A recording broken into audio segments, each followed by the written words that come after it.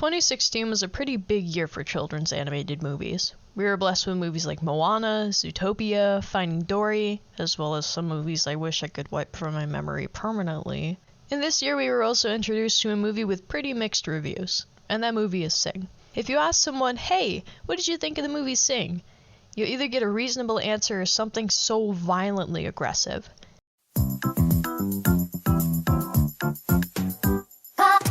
Hey, do you remember Sing?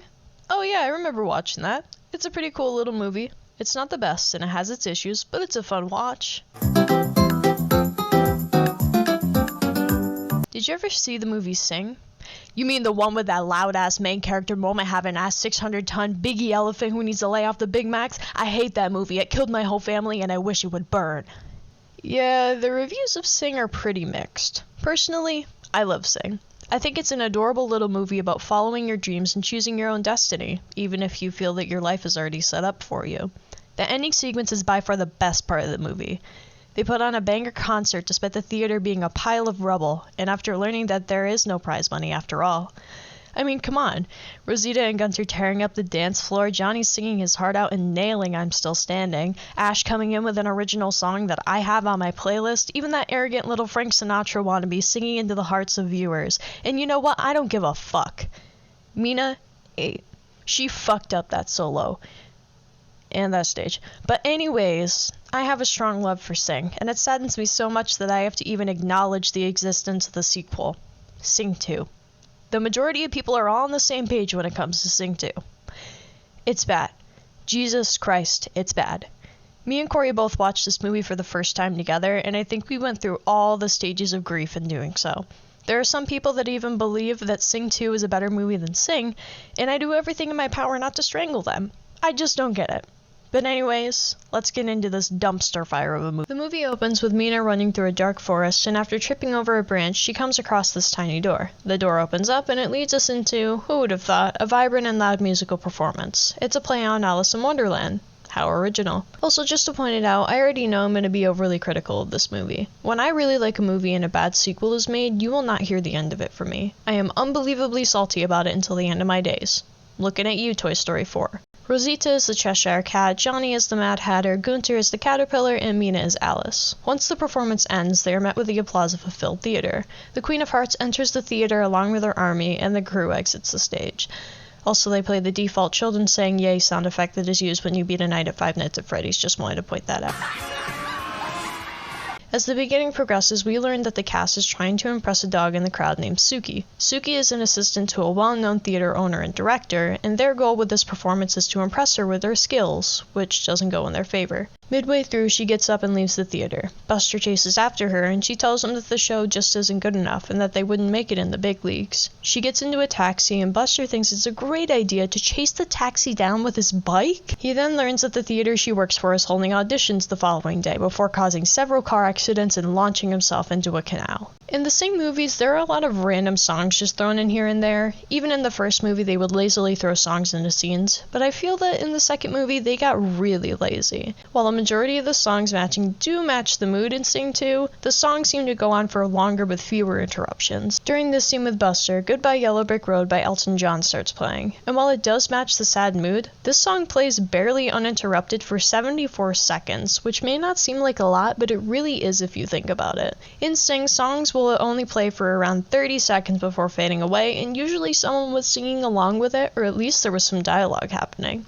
Also, Goodbye Yellow Brick Road is about going back to your roots in a time of hardship. The song was actually written by Elton John's partner, specifically writing the song about his rejection to fame and how he wanted to go back to his simple way of living, which is the exact opposite of what is happening in this scene. Buster is upset that a big shot director told him that his show wasn't good enough, which also contradicts the whole message of the previous movie. They had a fancy theater custom built for their big contest that was destroyed, and they played the show anyways, making do with what was left. They put on a great show and they didn't need a fancy theater to do so, nor the prize money. I just don't understand why Moon is so adamant about getting approval from a big company when that's not at all what mattered in the first Sing. But anyways, Nana tells him to stop spiraling just because one person told him he wasn't good enough and motivates him to keep trying. Moon packs up some things and goes to visit Ash, who's playing a gig at Rick's club. Ash leaves with Buster after Rick short months are on their payment for the performance. The crew all meet up at the bus station, and Moon gets bus tickets for them to go to Suki's theater to audition, but everyone else isn't on the same page. They aren't sure about taking a bus there on a whim late at night to audition the next day. Wow, it's almost like that's a completely reasonable concern. The bus starts to pull away before Rosita stands in front of it to stop it. Girl, what are you actually doing? She then goes on about how it's been her dream to perform in Red Shore City, and everyone gets on the bus. I guess somehow Buster had time to come up with a play that they would perform for an audition, but I don't know how they expected to fit a whole performance like that into it. Nevertheless, they practiced this bullshitted performance the whole bus ride. I know damn well that if I had to take a long bus ride late at night and the people behind me were singing loud as fuck, I wouldn't look at them the way these other animals do. I would fucking jump out. Morning comes around and they arrive in this extravagant city that I can only assume is Red Shore. They approach the biggest building in the area, Crystal Entertainment, and are immediately told no by the receptionist because they don't have an appointment. I mean, come on, Moon. You mean to tell me that you didn't try to call or reach out just before showing up? You clearly know how busy this company is. How did you expect them to let you in? So instead of just being let in like they somehow expected, Mina disguises herself as another elephant employee and sneaks everyone past the doors. They take an elevator, and they of course know the room the auditions are being held in for plot convenience, and the room is full of people waiting to be judged. Instead of just playing it cool because who are the contestants to tell them they don't belong there, they all just start mopping. It goes on for way too long. They find a room to change out of their janitor costumes, and they get a peek at the stage where a bison couple are currently being judged. Here we meet Jimmy Crystal, owner of Crystal Entertainment. My question is, if Crystal Entertainment is a huge-ass company whose assistant told Buster that his performance wasn't good enough, how is he getting such garbage acts to judge? I don't even blame him for being so angry. The auditions just go on for so long, and I know it was just so they could cram more songs into this godforsaken movie. I've been keeping track of all the songs they put into this movie, and including the auditions, there have been 15 songs in the first 22 minutes. Jesus Christ.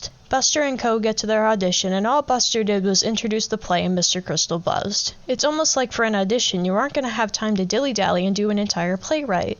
Gunter mentions this idea for a sci-fi play he had with aliens and robots while walking off stage, and for some fucking reason, this piques Jimmy's interest, only because he mentioned wanting to include songs written by an artist named Clay Calloway. So here I thought they included their own rendition of an original song written by Clay Calloway because, you know, that would make sense to impress Jimmy, but they just sang a U2 song because Bono, the lead singer of U2, voices Clay Calloway. I am appalled by the laziness. I love this song. When Jimmy asks what the play is called, Gunter says, That's called Out of This World. How the fuck did he like that? I would have walked over to my chair and slammed down on that buzzer. Moon lies and says that they have personal connections to the artist, and Jimmy wants to get him on the show, and Moon says he can make that happen. Because, yes, children, when you're put on the spot, it's best to lie to get something that you want. Mr. Crystal gives him 3 weeks to get the show running and takes off in his cool important guy mandated helicopter. Ash pulls Buster aside and tells him that Clay Calloway is a recluse. His wife died, and ever since then, no one has seen him in over 15 years. And Moon literally goes, That's not good. and then asks Miss Crawley to help him find him. What?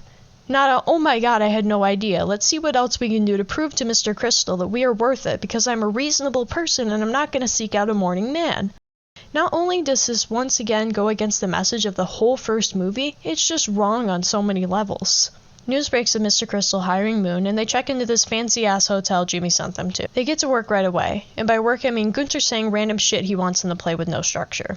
Within seconds, the doorbell rings and the stage crew arrives. Buster tells them that the show isn't ready very awkwardly and closes the doors in their faces. A day passes, even though there's no way to tell. Buster just says that this poor dog was up all night making this children's diorama-looking model. It's announced that Rosita is getting the lead role of the play, as she fucking should. Also, I just love Gunter and Rosita's relationship. They are so supportive towards each other, it's so sweet. Here we also learn the story of the play. Rosita's character is searching for a missing space explorer with Gunter as a robot companion, and they travel across 4 different planets looking for him. The planets of war, love, despair, and joy, each planet represented by the rest of the crew. but they still don't know what they're going to do for the ending, which pisses the stage crew off. Johnny is playing an alien warrior and needs to learn how to dance to play his part, which he is unsure about. Mina is running into the same issue. She's in a romantic scene and has to kiss someone, but has never even had a boyfriend. The leader of the stage crew tells Moon that they are ready to start building the sets, and he tells him he doesn't know what the sets are yet. The walrus nods in understanding, and then announces to the entire crew that Buster doesn't have it figured out yet, so loud, and I think it's actually pretty funny. Did everybody hear that? He does not have the show figured out. I'm looking into his eyes, and all I see is fear and a little bit of shame. They all go back to the hotel, and Gunther's doing the same shit where he's just spitting out ideas randomly, and I guess that would be okay when they were just coming up with the idea of the play, but they have a whole plot now. It's getting old real fast. Then Rosita's 30 million children burst through the doors of the hotel, and everyone's so happy about it, but I would have wanted to bomb the building. And somehow Miss Crawley found Clay Calloway's address in the newspaper? Huh? But Moon tells her to visit him tomorrow morning and give him the fruit basket that was given to them by Mr. Crystal, because that is totally going to convince a man who has been living a private life to come do this huge performance for a random group of animals. After this, we are introduced to a Squidward-looking ass monkey, Klaus Klickenklopper. He's leading a dance class with Johnny in it, and reasonably Johnny can't keep up. And also, what the fuck is this dance routine? I'm at a loss for words. Klaus doesn't even critique Johnny like an actual dance instructor. He just childishly tells him that he's not doing something along with the music playing in the background. That is rubbish, terribly poor, really bad. During this next scene, I actually had to stop the movie multiple times. You know when you watch something so cringe, you feel it go through your entire body? Anyways, this young gravy-looking yak is Darius, Mina's partner, who is completely overconfident and full of himself. When they're trying to pick a song that would make Mina confident in a romantic scene, she's very rigid and clearly doesn't want to do the scene with Darius. During this rehearsal, Suki asks where Calloway is, and Buster tells her that Miss Crawley is on her way right now to meet him, which I guess means that it's the next day? Jesus Christ, this movie is horrible about time management. But here we get the best part of the whole movie, and I'm just gonna let it play in all its glory.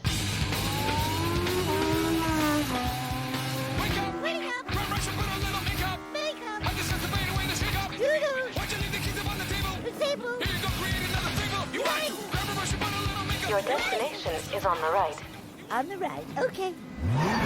Miss Crawley pulls up in her fancy-ass rental car and finds Clay Calloway's house. She triggers several alarms and Clay comes out on his motorcycle, armed with a paintball gun, and she flees the scene, crashing her car into some trees. Mr. Crystal comes to the set and introduces us to the most annoying fucking character in this movie, his daughter, Porsche. You know how everyone hates Mina? I fucking wish that people would have the same energy when it comes to Porsche. There is nothing likable about her character. She's a spoiled brat whose daddy will give her anything she wants. They ask about when Clay will be on set, and Buster bullshits an answer once again. Rosita then starts her rehearsal where she's going to jump off of a platform while strapped to a harness. As she gets to the ledge, she falls and says she can't do it. As everyone is trying to calm her down and encourage her that she can do it, this fucking oversized weasel shows up. She wants to jump off the ledge, but Moon tells her no. She cries to her dad and goes anyway. She glides around the whole set and then starts fucking singing when no one asked her to. Moon keeps trying to encourage Rosita, but Porsche won't shut her mouth and says that she should do the part instead. Mr. Crystal then threatens Moon and he's forced to give Porsche the part, which crushes Rosita. Miss Crawley miraculously makes it back to Red Shore City in one piece, and she's carrying the humor of this movie. Oh yes, you'll be pleased to hear I did bring it back with a full tank. The next day, Johnny is late to dance practice, and Klaus says this. Oh, I thought maybe you had been involved in a terrible accident and we'd never have to see you again. But never mind. Like, damn, holy shit. Johnny and another dancer practice his fight scene, and he fails over and over again. He does this the entire day and breaks his skateboard in frustration. The next day he goes into the city to buy another one, and here we are unfortunately exposed to the worst 2 minutes of the entire fucking movie. We are introduced to Nushi, a quote-unquote freestyle dancer, and after seeing her throw her body around to a shitty Cardi B remix, Johnny takes her to some weird ice cream parlor/bar to ask her to give him dance lessons. Nushi asked him how she should believe him when he says that he's legit, and to prove to her he has what it takes, he starts belting Shawn Mendes in the middle of this restaurant. I had to walk away from my computer during this one. Nushi looks at him like he's crazy, as she should, but everyone in the restaurant starts clapping along and cheering for him. Because of course it does, this convinces her to teach Johnny how to dance, and he takes her to the set of the play. Klaus is insulted, and Nushi says she needs only 2 days with Johnny for him to be a master dancer. Miss Crawley returns and tells Moon not to go back to Calloway's house, and we are shown Rosita's new part. An alien singing an irrelevant Taylor Swift song only to be defeated by Porsche, who fucking sucks at acting. Suki tells Moon that Mr. Crystal wants to see him, and Jimmy tells him that they talk with Calloway's lawyer, who obviously has never heard of the show. Mr. Crystal freaks out and tells him that he needs to have Calloway by the end of next week. Buster and Ash head out to Calloway's house again, and can I just ask, why is Ash barely in this movie? We're nearly halfway through, and the only time we had a scene focused on her was during the beginning of the movie at Rick's club. She's in this play too. Why have we never seen her practice? Buster tells Gunther that he is going to have to figure out the end of the play on his own, and puts Miss Crawley in charge of making sure production is not falling behind. I love her being a drill sergeant, I can't lie.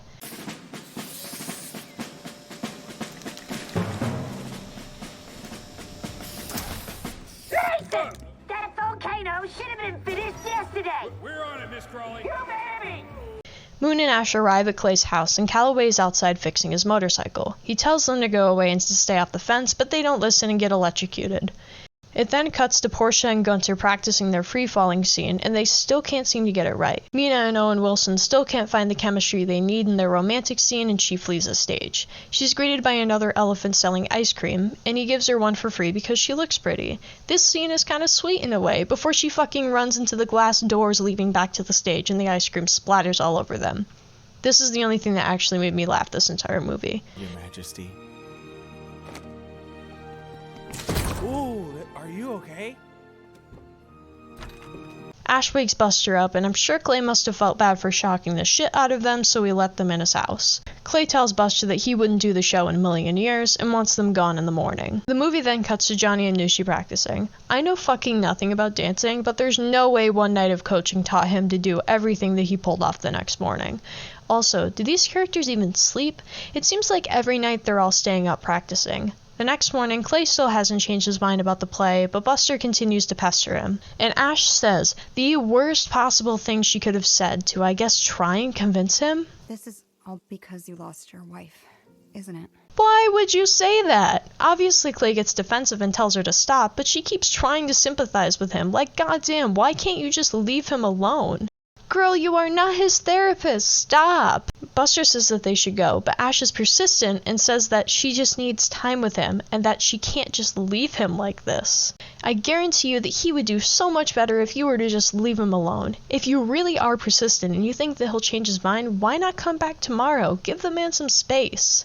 Moon goes back to the set and announces that tomorrow they are going to do a full run-through of the show. Once again, these characters literally don't sleep because we were shown a really weird time-lapse of Gunther and Moon going over only what I can assume is the ending Gunther came up with all night. The next morning, they start to run through the play, and Portia is once again so ass at acting. Captain's log. I must take care, for I have landed on the planet of war. Moon takes Portia backstage and tells her that she wants to give Rosita back the lead role, and Portia throws a fit and leaves the set. Oh my gosh. You all hate me, don't you? We go back to Calloway's house, and Ash is sitting on his front porch singing one of his songs while playing her guitar. Clay comes out of the house and sits down next to her as she plays, and then we get jump scared by a Wendy Williams-esque horse on a talk show reporting that Portia was fired from the show, and Jimmy is pissed. Moon is sent to his office, and right before he goes through the doors, Ash calls him and tells him that she got Calloway. Jesus Christ, I feel bad for that man. Moon gives Mr. Crystal the good news, but he's too pissed to hear it. He holds Buster off the ledge of his balcony and fucking drops him, but Jerry interrupts and says he has a live TV appearance. Moon somehow held onto his arm and gets locked in a room in his office. Suki lets him out and tells him to never come back to the city. He flees to the hotel room where Ash, Clay, and the rest of the crew arrive. Moon tells him that the show is off and that they need to go home, but Clay encourages them not to run away. They then see Mr. Crystal on the talk show bashing them, and I don't understand how everyone is so quick to give up. At the beginning of the movie, Suki told them that they weren't good enough, and with a little encouragement they went to audition anyway. They all worked so hard on their own parts, and they fucking got Clay Calloway, after bothering him for days. Why would they just give up? It doesn't make sense. It would make more sense for Buster to be the one saying that they can't do it while the others encourage him, because Crystal literally tried to kill him, but it turns into the opposite. Jimmy's security get to the hotel room and they all jump out of the window into a pool. They somehow lose the security guards and enter the set, only to be greeted by hundreds of Tarsier monkeys that are the night crew. This portion of the movie is so rushed. They lazily make everything work out in very unoriginal ways. Moon tells Miss Crawley that they need someone else to play the part of the alien, and somehow she's able to fucking teleport to Porsche's house. She happily joins the set again and says that she overreacted beforehand and wants to play the alien. Johnny gets his dad to guard the place, and Rosita sticks her kids on the buffet to distract the security of the building. I know I'm nitpicking, I'm just so over this movie. Moon then announces to the whole building that they are about to perform the play, even though literally every single character is still having issues with their roles. Jerry gets news of this and goes to Mr. Crystal's house and tells him that Moon has taken over the theater. I meant to say this earlier, and I know it's a bad time, but why is Mr. Crystal kinda... Everyone in the building are now seated in the theater and are waiting for the show to begin. The show starts off with Rosita and Gunther in her spaceship looking for the lost space explorer, Clay. They first visit the planet of war, which is the one Johnny is on, and he sings a song that literally makes no sense for the scene. He starts dancing and, still enraged, Klaus comes on stage dressed as his opponent, defeating him.